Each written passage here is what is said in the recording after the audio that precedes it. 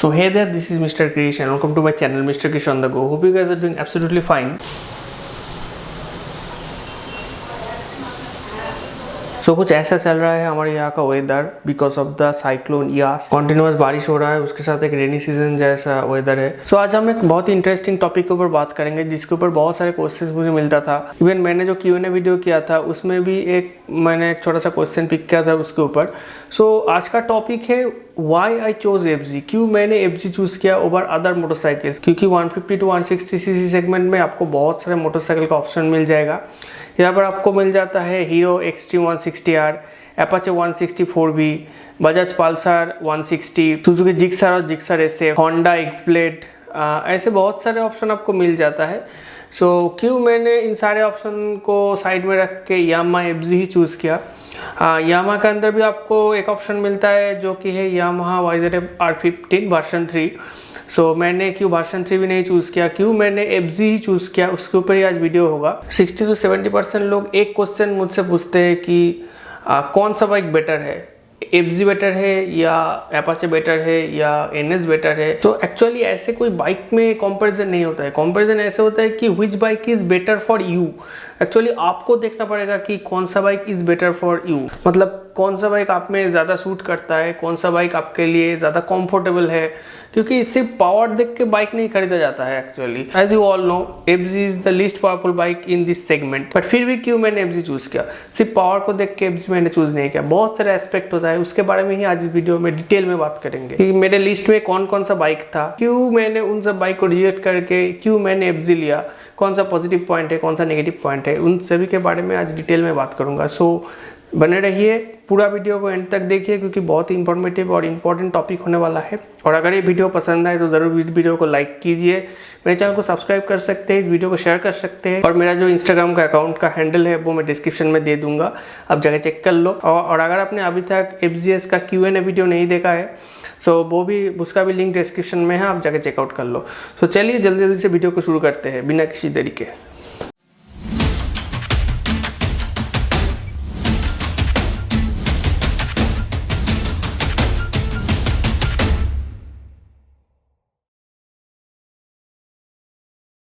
Okay, so before starting the comparison video आपको एक चीज़ ध्यान में रखना पड़ेगा कि सिर्फ बाइक का फीचर और बाइक का पावर देख के आप बाइक चूज़ नहीं करते हो। बाइक चूज़ करने के लिए और भी बहुत सारे एस्पेक्ट होता है, उन सभी एस्पेक्ट को लेकर आज हम बात करेंगे। लाइक फर्स्टली होता है बाइक का पावर ऑब्वियसली, सेकेंड होता है बाइक का ब्रेकिंग एंड कंट्रोलिंग, थर्ड होता है बाइक का माइलेज एंड फोर्थ होता है आपका जो कंफर्ट लेवल होता है बाइक को लेके। लाइक आपका सीटिंग पोस्चर या आपका हाइट, आपका वेट, इस सभी मैटर करते हैं एक बाइक में। लाइक एग्जांपल, अगर आपका हाइट 5'2" या 5'3" है तो आपको एक ज़्यादा टॉल बाइक लाइक जिसका सीट हाइट 855 या 860 या 900 mm का जो सीट हाइट का जो लंबा डार्ट बाइक होता है वो सब बाइक आप चला नहीं पाओगे। अगर चला भी पाओगे तो बहुत ही ज़्यादा कंफर्टेबल नहीं होगा वो बाइक आपके लिए। तो बहुत सारी चीज़ों को देखना पड़ता है कि जब आप सिटी में राइड करोगे या आप लॉन्ग राइड करोगे आपके लिए बाइक कंफर्टेबल है या नहीं, बाइक आप इजीली मैनूवर कर पा रहे हो या नहीं, बाइक हाई स्पीड में जब चला रहे हो तब बाइक का ब्रेकिंग या बाइक का कंट्रोलिंग कैसा है, जब आप लॉन्ग टूर कर रहे हो तब ये बाइक आपका जो बॉडी पोस्चर है उसके साथ ठीक ठाक से मैच कर रहे हैं या नहीं। लाइक यहाँ पर एक दो चीज़ कंपेयर कर सकते हो, यामाहा का FZ या यामाहा का R15 वर्जन 3। इन दोनों बाइक में R15 ज़्यादा पावरफुल है, ज़्यादा कॉम्प्लिकेटेड इसका इंजन मैकेनिज्म है। But FZ is a very simple bike, इसका पावर भी कम है। बट सिटिंग पोस्चर अगर देखा जाए तो FZ is far more superior than Yamaha R15 version 3, क्योंकि FZ का जो सिटिंग पोस्चर है बहुत ही कंफर्टेबल है, उसका सीट भी कंफर्टेबल है और R15 का उसी जगह पे बहुत ही एग्रेसिव सिटिंग पोस्चर है।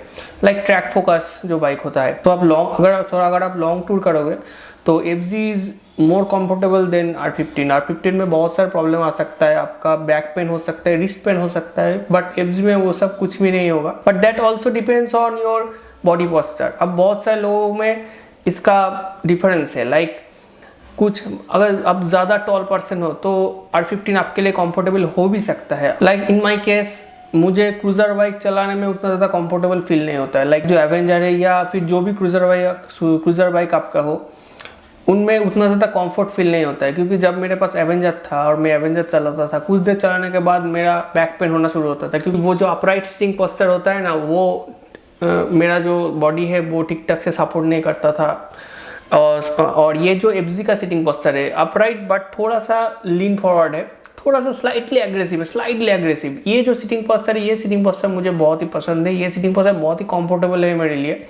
ऐसे man to man, person to person vary करता है कि कौन सा बाइक का सिटिंग पोस्चर किसके लिए कैसा है। ये डिपेंड करता है बॉडी पोस्चर, हाइट, वेट, इन सभी बहुत सारे एस्पेक्ट्स के ऊपर। सो आज की इस कॉम्पेरिजन में मैं इन सब चीज़ों को ऐड करूँगा और मैं दिखाऊंगा कि क्यों मैंने एफजी चूज़ किया, बाकी बाइक में क्या क्या मुझे कमी लगी, इसीलिए मैंने वो बाइक चूज़ नहीं किया। तो इस वीडियो में हम चार पॉइंट को मेंशन करेंगे। एक है पावर, दूसरा है ब्रेकिंग एंड कंट्रोलिंग, थर्ड है सिटिंग पोस्चर का जो आप कह सकते हैं बाइक का जो कंफर्ट लेवल, और फोर्थ है माइलेज। तो चलिए कंपैरिजन स्टार्ट करते हैं। So before starting the comparison सबसे पहले बात करते हैं कि क्यों मैंने एफजी लिया। सो एफजी ये जो पॉइंट में मुझे सबसे अच्छा लगा। फर्स्ट ऑफ ऑल एफजी का माइलेज बहुत ही अच्छा है। ये जो अभी मैं एफजी यूज़ कर रहा हूँ बहुत ही बढ़िया माइलेज मिल रहा है मुझे। दूसरा एफजी का sitting posture is very good. मैं कभी कभार पिलियन के साथ भी राइड करता हूँ। सो ये जो 150 to 160 सीसी का जो सेगमेंट है वहाँ पर उनमें से एफजीएस वर्जन 3 का जो सिटिंग कंफर्ट है पिलियन का, वो सबसे अच्छा है, मुझे ऐसा लगता है। सो वो एक प्रायोरिटी था। एंड थर्ड थिंग इज इसका सेंटर ऑफ ग्रेविटी बहुत ही बढ़िया है, beautiful centre of gravity, awesome centre of gravity. इससे बाइक का जो कंट्रोल है, बाइक का जो मैन्यूवरेबिलिटी, हाई स्पीड स्टेबिलिटी और उसके साथ बाइक का ब्रेकिंग सिस्टम वो भी बहुत ही बढ़िया है। और बात कर लेते हैं बाइक के पावर के बारे में। बाइक का पावर एडिक्वेट है, सिटी में चलाने के लिए एकदम एडिक्वेट है। हाईवे पर थोड़ा सा अंडर पावर लगता है, बट इंडियन हाई रोड के लिए ठीक ठाक है। 80 to 90 किलोमीटर पर आवर का जो क्रूजिंग स्पीड है बाइक का, इस स्पीड में आप बाइक से इजीली क्रूज कर सकते हैं। किसी भी तरह का स्ट्रेस फील नहीं होगा आपको भी नहीं होगा, इंजन को भी नहीं होगा, क्योंकि 80-90 किलोमीटर पर आवर पे आप इजीली क्रूज कर सकते हो विदाउट स्ट्रेसिंग द इंजन। और इस स्पीड में किसी भी तरह का वाइब्रेशन भी नहीं है। सो चलिए अभी बात कर लेते हैं जो कौन से बाइक मैंने चूज़ किया था, कौन से बाइक में मैंने टेस्ट राइड दिया और क्यों उन सब बाइक को मैंने कैंसिल किया ओवर एफजी। तो चलिए फास्ट बात कर लेते हैं। हीरो एक्सट्रीम 160R नया बाइक था, बहुत ही अच्छा बाइक है। मैंने टेस्ट ड्राइव दिया था, 2 टाइम्स मैंने टेस्ट ड्राइव दिया था क्योंकि मैं कॉन्फ्यूज था। Bike is extremely refined, extremely smooth, power भी ठीक ठाक है, एफजी से ज़्यादा पावर है। बाइक का सीटिंग पोस्चर भी बहुत अच्छा है, बाइक का कंफर्ट भी बहुत अच्छा है। Suspension setup is very beautiful, very soft suspension. Bike का लुक भी अच्छा है, सब कुछ अच्छा है। लेकिन जो सबसे बड़ा प्रॉब्लम है मेरे लिए, ये सबके लिए प्रॉब्लम नहीं है बट ये मेरे लिए प्रॉब्लम है कि बाइक का जो पिलियन सीट है वो बहुत ही ऊंचा है और छोटा है। Based on the pillion seat मैंने first Hero Xtreme 160R cancel किया बिकॉज सब ठीक ठाक था बाइक में, only the pillion seat issue, इसीलिए मैंने वो कैंसिल किया। Okay, second Bajaj NS 160।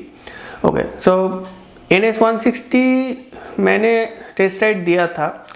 Bike अच्छा है, बाइक पावरफुल है, बाइक का सस्पेंशन सेटअप भी ठीक ठाक है। मुझे एक ही चीज़ उसमें अच्छा नहीं लगा कि उसका जो लुक है, फर्स्ट ऑफ ऑल लुक बहुत ही ओल्ड है। बहुत सालों से ये लुक में हम देखते आ रहे हैं, क्योंकि जब NS 200 लॉन्च हुआ था वो अराउंड 2012 या 13 ऐसे वक्त पर लॉन्च हुआ था NS 200। सो तब से सेम लुक, प्लस उसके साथ 160cc का एक बाइक है। अगर मैं दूसरे बाइक से कंपेयर करूँ लाइक एक्सट्रीम 160R या FZ या जिक्सर, जो भी बाइक हो, उनमें से सबसे लीन टायर इस बाइक में है। बाइक का जो बॉडी है, बाइक का बॉडी बहुत ही बड़ा है, उससे ये टायर नहीं जाता है ठीक ठाक। तो एस्थेटिकली मुझे NS 160 पसंद नहीं था। और एक चीज़ की मुझे पर्सनली NS 160 का जो बिल्ड क्वालिटी है, जो फिट एंड फिनिश है, वो मुझे पर्सनली उतना ज़्यादा पसंद नहीं आया। तो इसलिए मैंने NS 160 को कैंसिल किया। Third bike is Gixxer and Gixxer SF। मैंने दोनों बाइक का टेस्ट राइड लिया था। दोनों बाइक में पावर बहुत बढ़िया पावर है, बहुत बढ़िया ब्रेकिंग है, बहुत बढ़िया कंट्रोल भी है।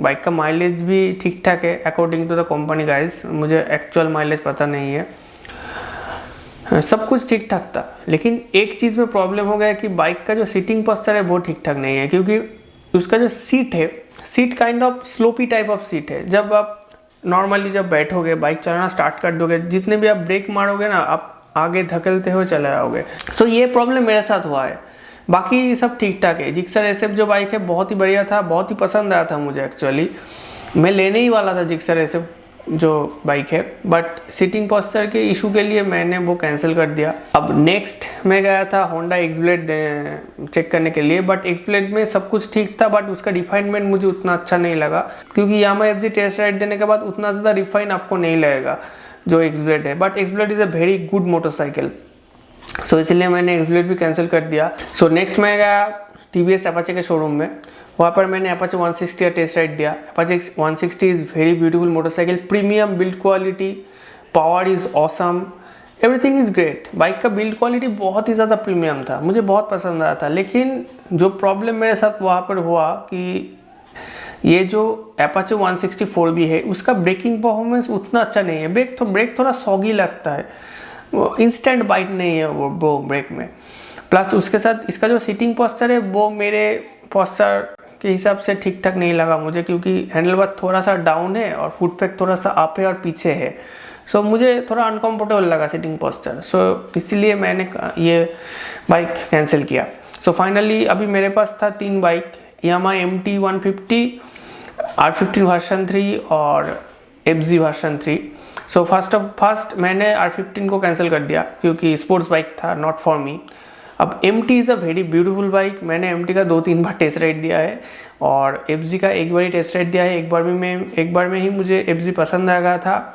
ये माइंडसेट करके मैंने बाइक खरीदा कि या इस बाइक में उतना ज़्यादा पावर मुझे नहीं मिलेगा, but this is okay for me. तो इसीलिए मैं बार बार कहता हूँ कि सिर्फ पावर को देख के बाइक मत खरीदो, क्योंकि अगर मैं पावर को देख के बाइक खरीदता, लाइक अपाचे खरीदता या R15 खरीदता, उसमें मुझे या बहुत ज़्यादा पावर मिल जाता, बहुत बढ़िया पिकअप, परफॉर्मेंस, टॉप स्पीड सब कुछ मिल जाता, बट कंफर्टेबल नहीं होता मैं। अगर किसी बाइक को लेके अगर मैं कंफर्टेबल ही नहीं हो पाया तो उससे लेकर कैसे मैं लॉन्ग राइड करूँगा या लॉन्ग टर्म यूज़ करूँगा। सो इसीलिए मैं FZ पर गया। अब MT की बात करते हैं। MT is a very comfortable bike. MT का सीटिंग पोस्चर अच्छा है, MT का पावर अच्छा है, MT का माइलेज अच्छा है, सब कुछ ठीक था। लेकिन एक ही प्रॉब्लम, पिलियन प्रायोरिटी। जो पिलियन सीट है उसमें एक मेल पिलियन बैठ सकता है, बट फीमेल के लिए वो एकदम अनकंफर्टेबल है, बहुत ही छोटा है। प्लस उसका जो सस्पेंशन सेटअप था बाइक का बहुत ही हार्ड था। सो इसलिए मैंने सोचा कि चलो MT कैंसिल करते हैं और FZ लेते हैं, क्योंकि FZ में जो भी मेरा चॉइसेस था, जो भी मेरा प्रायोरिटी था, सभी मैच कर रहा था।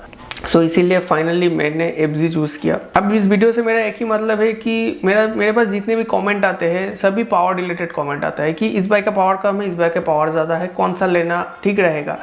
कुछ लोग तो मुझसे पूछता है कि इन दोनों में से कौन सा बेटर है। जब मैं कहता हूँ ये बेटर है इन टर्म्स ऑफ दिस, तब ये कहता है इसमें पावर कम है, उसमें पावर ज़्यादा है। अब ये वीडियो बनाने का एक ही मकसद था मेरा कि देखो, बाइक खरीद रहे हो खरीदो, बट सिर्फ पावर को देख के बाइक मत खरीदो। सब कुछ देखना पड़ता है, वो बाइक आपके लिए सुइटेबल है या नहीं, वो बाइक आपके लिए कंफर्टेबल है या नहीं। हाँ, अब ये एक चीज़ आता है कि जब मैं MT देखने गया था, MT का सीट हाइट थोड़ा सा ज़्यादा ऊंचा है, लाइक FZ का 790 है, MT का 810 है।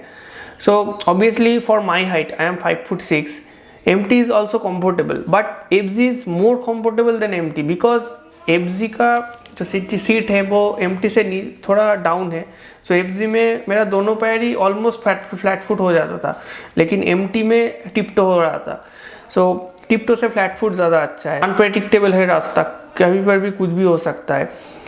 आप अगर बाइक में कंफर्टेबल नहीं हो, बाइक का हाइट आपसे मैच नहीं कर रहा है, तो आपका एक्सीडेंट भी हो सकता है, कुछ भी हो सकता है। So is better to take a motorcycle which is comfortable for you. तो ये वीडियो बनाने का यही मकसद था कि बाइक चूज़ करने के पहले सिर्फ पावर को देख के चूज़ मत कीजिए, सब कुछ देखिए जो भी है, कंफर्ट देखिए, बाइक का ब्रेकिंग, हैंडलिंग, आपके लिए जो बाइक कंफर्टेबल है वो चेक कीजिए। सिर्फ पावर से कुछ नहीं होता है, क्योंकि यही मुझे बोलना था कि बिफोर चूजिंग एनी मोटरसाइकिल सभी तरह का जो एस्पेक्ट्स होता है वो आप देखिए।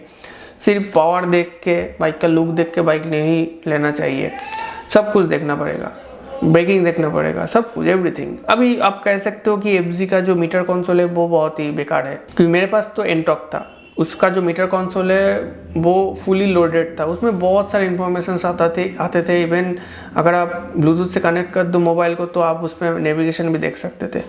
लेकिन after buying the scooter 1-2 month के बाद वो सब फीचर जस्ट गिमिकी लगता था मुझे। मैं सिर्फ स्पीड देखता था, कितने किलोमीटर चला था, कितने ट्रिप मीटर जो दोनों है वो दोनों एक्सेस करता था, और कभी कभार क्लॉक देखता था बस। और जो फ्यूल गेज है वो फ्यूल गेज, तो बाइक का जो मीटर है उसमें जो बेसिक इन्फॉर्मेशन आता है वो ही आप फाइनली वो चीज़ ही आप देखने लगते हो। Royal Enfield classic 350 is a very popular motorcycle, बहुत ज़्यादा बिकता है, बहुत ज़्यादा पॉपुलर मोटरसाइकिल है। बस अगर आप उसका मीटर देखोगे, उसके मीटर में कुछ भी नहीं है, सिर्फ एक स्पीडोमीटर है और एक टैकोमीटर है, कोई ट्रिप मीटर भी नहीं है, फिर भी बहुत ही पॉपुलर है। सो जो बेसिक चीज़ है वो इस यामाहा एफजी में है। लाइक आपको speedometer, tachometer, fuel gauge, trip meter, clock, odometer सब कुछ मिल जाएगा जो भी आपको चाहिए। एक इकोमीटर भी है, छोटा सा eco indicator. Before buying any motorcycle आप इन सब चीज़ों पे ध्यान दीजिए, यहाँ पर मैं लिस्ट कर दूंगा, इन सब चीज़ों पे ध्यान दीजिए, देन ठीक ठाक करके डिसीजन लेके आप मोटरसाइकिल चूज़ कीजिए। क्योंकि एक मोटरसाइकिल चूज़ करके अगर आप गलती कर दे तो बहुत ही ज़्यादा प्रॉब्लम होता है। So before choosing research on this topics और aspects, then choose your motorcycle. So यही था, एक बहुत बड़ा वीडियो हो गया, आई थिंक बहुत बड़ा हो गया है वीडियो। तो पूरा वीडियो देखने के लिए thank you so much. Video को एक लाइक करके जाइए, अपने फ्रेंड्स के साथ शेयर भी कर सकते हैं, बहुत ही इंपॉर्टेंट टॉपिक है। Stay safe, stay at home, always wear your mask, always wear your helmet while riding your motorcycle. Thank you, spread love, bye bye.